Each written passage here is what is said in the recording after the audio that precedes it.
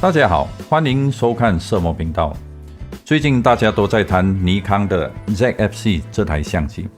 因为它的外形与80年代的 FM2 胶片相机几乎是一模一样的外形，就是因为它复古的造型让大家为之疯狂。听说市场上还严重的缺货，尤其是搭配那支最新推出的尼康 28mm f2.8 全幅的镜头。不过今天我手上这个组合是配16到50mm 的变焦镜头，也是一支不错的镜头，只是最大光圈就从 f3.5 至 f6.3 开始。在这里先要谢谢 Wild Camera 安排这台 ZF-C 给我做测试。今天这个视频我觉得不是一个很详细的测试视频，我认为是一个我对这台 ZF-C 的初体验。因为目前还是在行动管制令期间，不能真正的到外面测试这台相机，所以我会聊这台相机是一台什么样的相机，有什么功能，然后我也会对比富士的 X-E4 那台相机，因为这两台相机的价格都很接近，再加上机身都是走复古的造型，我相信大家都很想知道到底哪一台相机最适合自己。之前都一直有人留言问我应该买富士的 X-E4 或者是 SS10， 现在又多了一台尼康的 ZF-C， 在做选择应该更加的困难了。现在你不只要做2选1，反而要做3选1，我相信这个过程会让你很痛苦。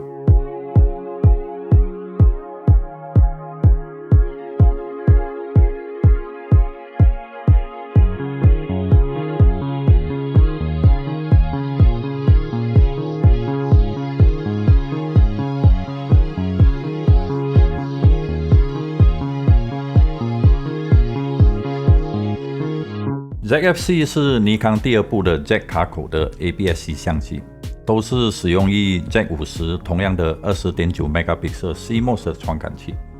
每秒可以连拍11张，14比特的 RAW 档可以连拍9张。机身主要是以 Magnesium Alloy 为主要的架构，重量只有445克，也有防尘防滴的功能。而机身顶部的转盘都是以 Aluminium 来制造，做工的品质相当的不错。左边的这个转盘可以手动调整 ISO， 从最低的 ISO 100可以调整到 ISO 51200，而它的下面是可以设定 PASM 或者全自动的拍照模式。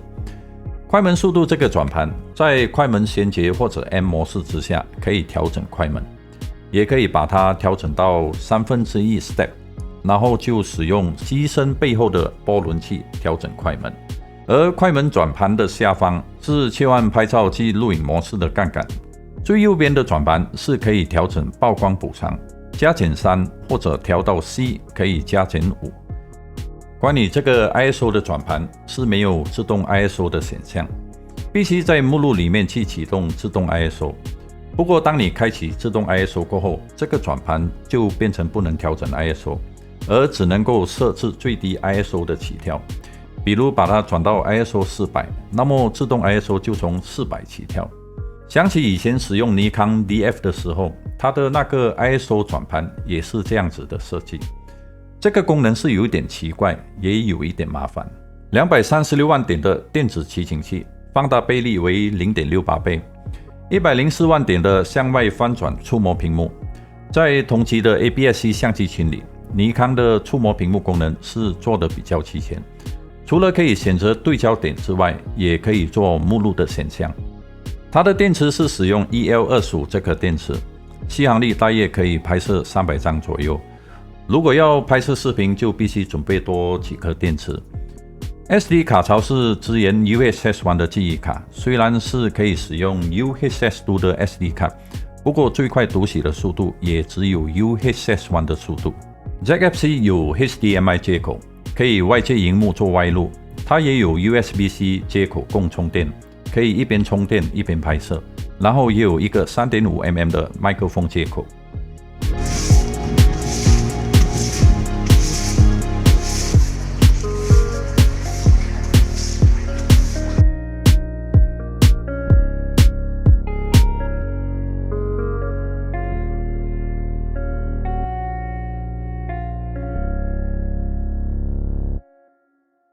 这台 Jack FC 也可以录制视频，它的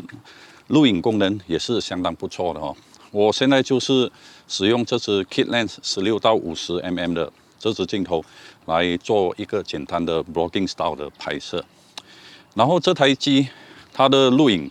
4K 可以录制30p 的视频，如果是拍摄 Full HD 的话，也可以达到120帧。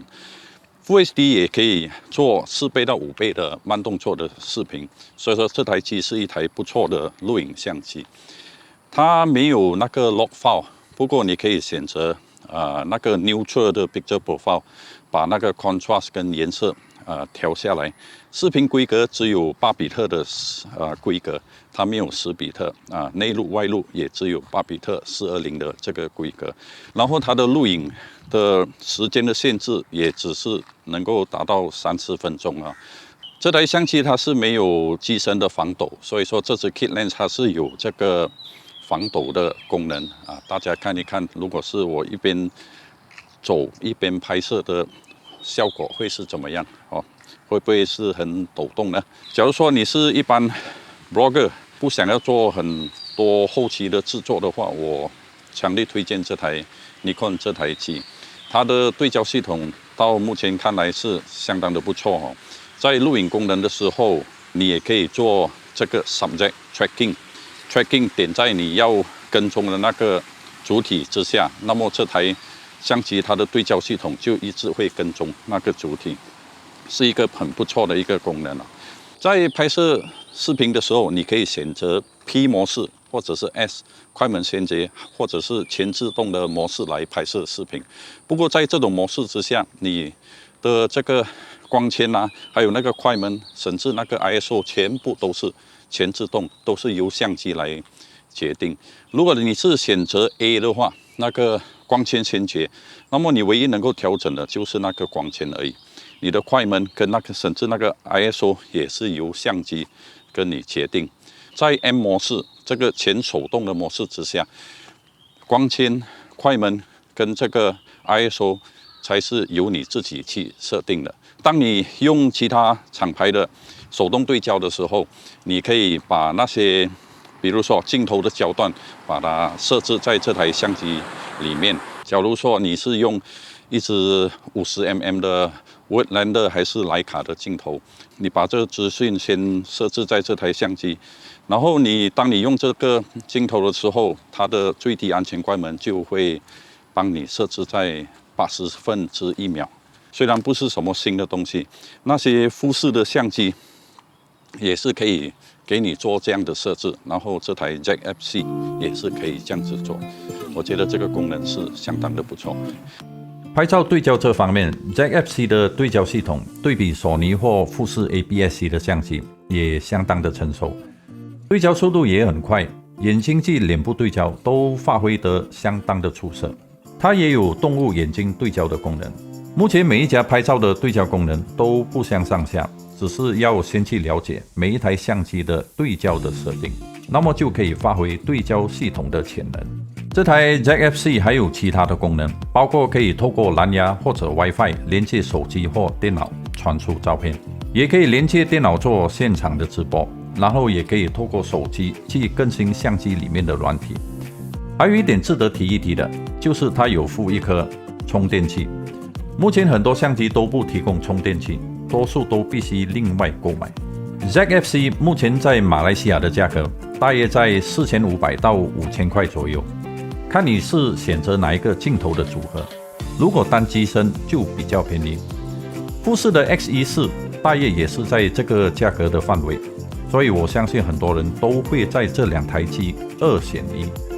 我大概整理了以下这几点，希望可以帮助到你去做选择。尼康 Jack FC 或者富士的 X-E4 在拍照方面功能或对焦的表现都不相上下，只是发射这方面有不一样。Jack-FC 有20种 Creative Picture Profile 可以使用，你也可以到尼康的网站下载更多的 Creative Profile， 有点类似富士的胶片模拟。你可以透过 SD 卡把尼康的胶片模拟安装在 Jack-FC 的目录里。富士除了它原有的18种胶片模拟之外，你可以在这个 Fuji X Weekly 的 APP 获取更多的胶片模拟，比如 Kodak Portra 400、Fujifilm Pro 400H 或者是 Kodachrome 64的胶片模拟。只要依照 APP 所提供的参数，然后直接把它设置在 Xe4 里，就可以使用了。建议你们去安装这个 APP， 你手上的富士相机马上就变成一台胶片相机。富士在胶片模拟这方面设置也比较方便，也比较好玩，乐趣也会增加许多。在拍摄视频这方面 ，Jack-FC 的对焦系统会比富士多了几项的选择，最主要是它可以做这个主体的追踪 （Subject Tracking）， 而富士只有简单的多区域或者单一区域的选择。看起来尼康在视频对焦这方面功能比较完善，不过尼康没有 Log File 可以使用，也没有10比特外录的功能。